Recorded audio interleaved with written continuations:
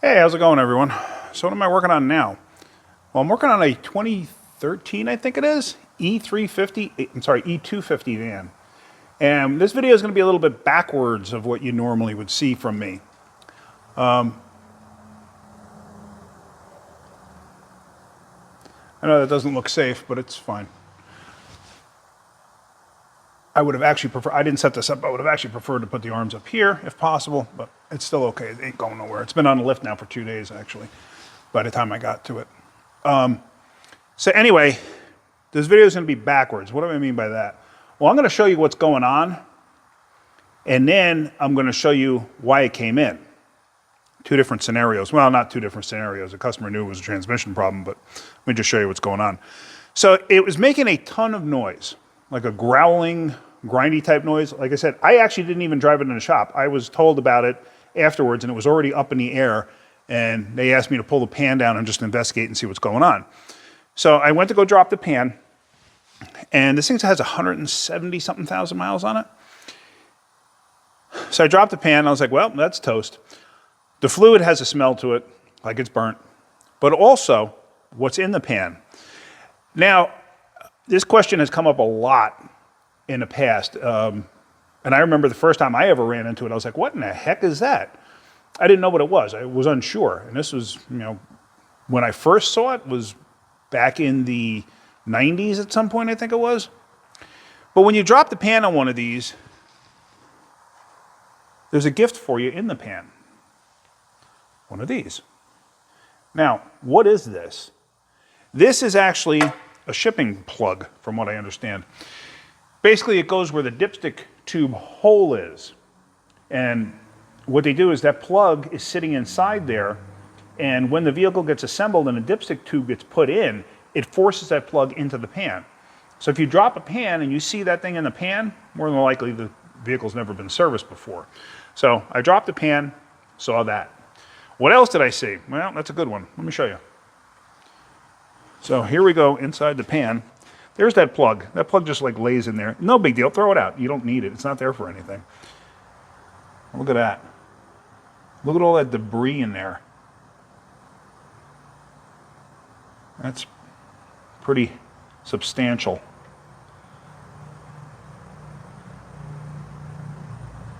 It looks like a petri dish with a science experiment going wrong. So, why do I say I'm doing this in reverse? Well, because I'm going to put the pan back on. We already quoted out the transmission for the customer. I bet you the pump exploded in this thing, and that's all grindings from the pump. They drove it in. We drove it into the shop. So, but they heard the noise and they're just like, something's really going wrong here. But yeah, so I don't want to, since this thing runs and drives and moves under its own power, I'm putting the pan back on and I'm putting the old fluid back in. I saved the old fluid.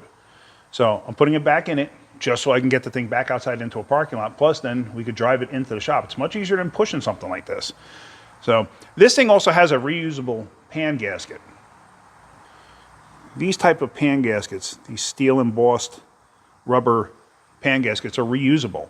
If it had silicone, I'd probably clean it down and use silicone on it. But this will work fine. But yeah, I bet you anything that filter is probably loaded with debris. It's probably plugged up by now. So now the customer had said to me, oh, I'm surprised the transmission went. Well, they didn't say it to me, they said it to Robert. They're surprised they're having transmission problems. And, well, 170,000 miles, more than likely it's never been serviced. Because like I said, anytime I've ever seen these things serviced, people usually throw that plug out. But one thing that I did notice are the running boards on here. And I can honestly say I've never seen these running boards on anything but a U-Haul rental. So I got a funny feeling this thing was a U-Haul rental. But let me show you these running boards. These things right here, these big heavy metal running boards. That screams of U-Haul.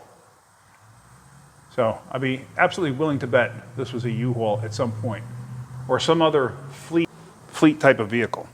So anyway, so I'm going to put this pan on, and what I'll do is put the pan on, put the fluid back in it, and then we're going to listen to it when I start it up. Because like I said, I've actually never heard it, so I'm curious as to what it actually sounds like. All right, so let's do that. Get this pan on, and then let's put fluid in it. So there you go. Everything's bolted back up. I left that little plug piece on the inside because it really doesn't matter. So, like I said, from the factory, they're in there. Just you can leave them in there. You can throw them out. It doesn't really matter. It doesn't do anything. I left it in there because at this point, it's getting a transmission regardless. All right, let's let it down. Let's put fluid back in it. So we're down on the ground here, ready to put fluid back in it.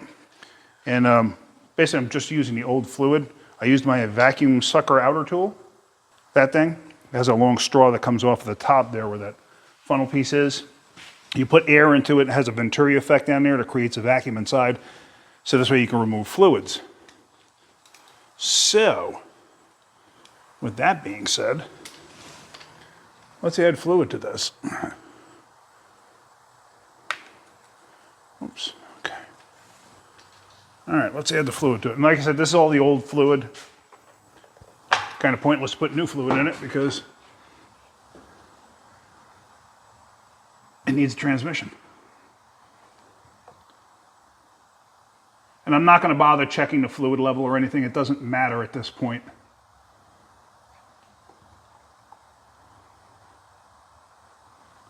It'd be a different story if the customer was taking it or whatever. Then I want to make sure the fluid level is correct. But they're just going, it's just going out in the parking lot.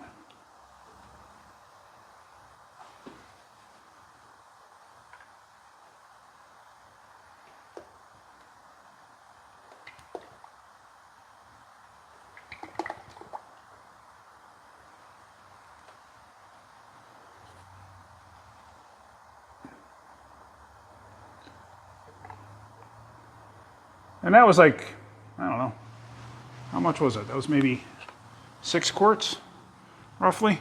Like about 4 liters. I don't know how many quarts that is. But that's all we're going to do. That, let's stick the dipstick back in. This way we don't misplace it.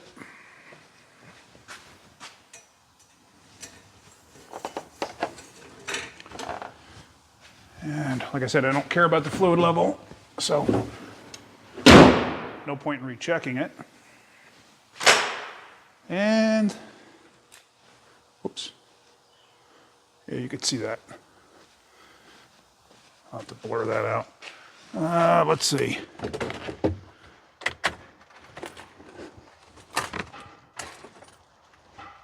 Oh, battery's dead. The key was in the accessory position. All right, let me put a battery charger on this thing. We'll try that again.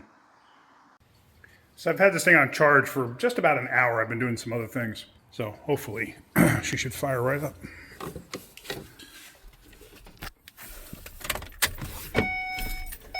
Oops, a little difficult for me to reach my arm in there.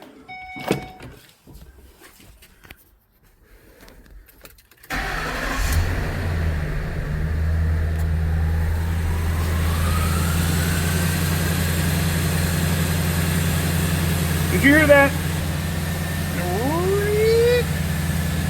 I guess that's what they're talking about. I mean, we know the transmission's shot. My knee is killing me today. Let's try this.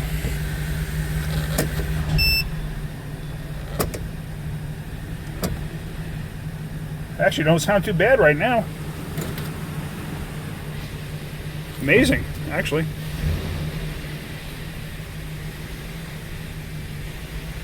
I can honestly say I am thoroughly impressed. It's going in gear.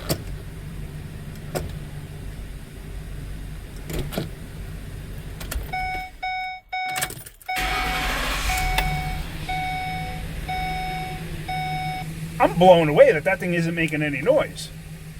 They said it was howling bad when it came in. So what changed? I don't know. All I did was drop the pan and investigate. That's all I did. But obviously with all that metal in there, it's gonna have to get rebuilt. There's no two ways about it. You're not changing the fluid and filter and fixing that. Something's coming apart. And I'd be willing to bet it's a pump.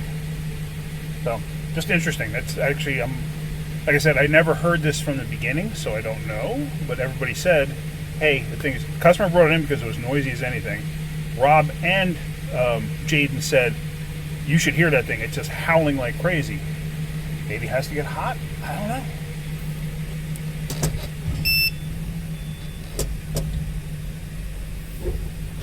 Oh, I just shifted in gear. It's definitely in gear. It's torquing up.